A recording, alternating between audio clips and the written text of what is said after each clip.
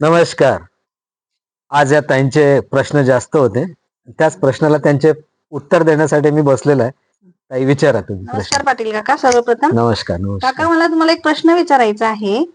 तुम्ही इंस्टाग्रामला तुमच्या जे रील्स अपलोड करता आणि तुम्हाला एवढा कस्टमरचा फॉलोअप आहे, त्या मागचं रहस्य काय आहे? रहस्याचा पहिला प्रश्न आहे रहस्य. रहस्य म्हणजे आपल्या जबानमध्ये राहिलेली सरस्वती. म्हणजे स्त्री छोटी असो, मुलगी की मोठी असो, तिला ताई हा शब्दाने संबोधन करायचं असते. म्हणजे समोरच्या व्यक्तीला तुम्ही जेवढा मान देणार तोच मान तुम्हाला परत भेटेल. या मागचं हे रहस्य. अगदी म्हणजे बरोबर. शब्दाच्या वाण्या गोड, मधुर शकरासारख्या असल्या पाहिजे.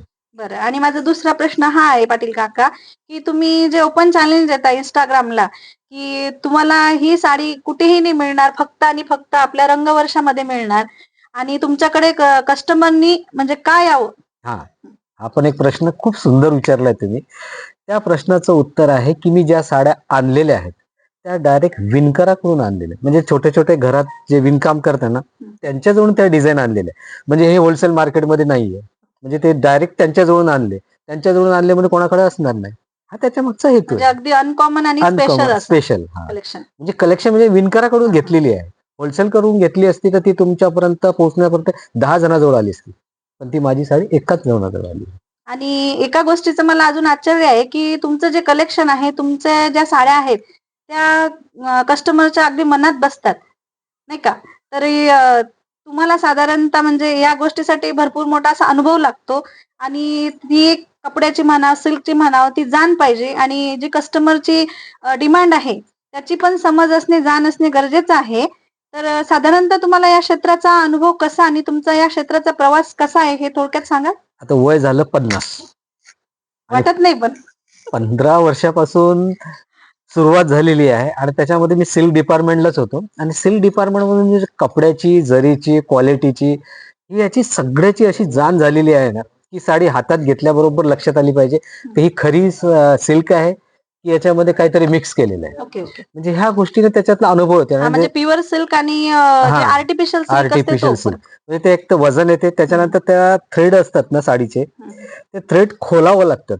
खोलून त्याच्यामध्ये बघावं लागतं काही डुप्लिकेट ठेवलं पण आहे का, किंवा म्हणजे आजकाल कसं सिल्क कसे येतात, कॉटनच्या धाग्यावर सिल्कचं पेंटिंग करतात आणि ते पण बाजारात विकतात आणि ते वरून प्युअर वाटते पण आतमध्ये ती डुप्लिकेट असते.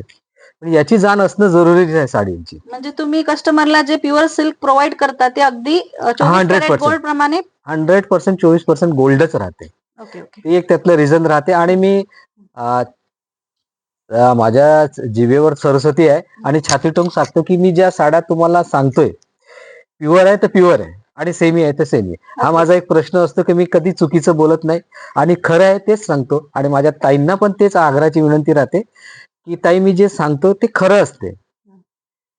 खोट्याला म्हणजे खोटं सांगणार, अगदी खऱ्याला तुम्ही खरं सांगणार. स्पष्टपणे स्पष्टीकरण देता की जी आर्ट आहे तिला आर्ट आणि जे आर्टला प्युअर सिल्क आहे ते प्युअर सिल्क, प्युअर म्हणजे अशी सिल्क कस्टमरची फसवणूक होणार नाही. होणार नाही. ओके, हाच ह्याची पूर्ण उद्देश माझे त्यामागचा असतो. त्याच्यामुळे गॅरंटी. कारण प्रत्येक ताईला हे सॅटिस्फाय असलंच पाहिजे.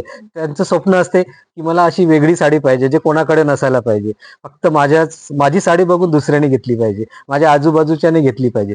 तर त्यांच्यासाठी मी आग्रह करतो की तुम्ही एकदा रंगवर्षा सिल्क अँड साडीला चिंचवडला येऊन भेटा आणि इथलं माझं कलेक्शन बघा, क्वालिटी बघा, कपडा बघा, डिझाईन बघा. एकदा तरी येऊन बघा. त्यानंतर तुमच्या मनातल्या ज्या साड्या आहेत ती क्वालिटी, कपडा, मेंटेनन्स ह्या सगळ्या गोष्टी व्यवस्थित आहे आणि एकदा व्हिजिट द्या आणि बघून घ्या.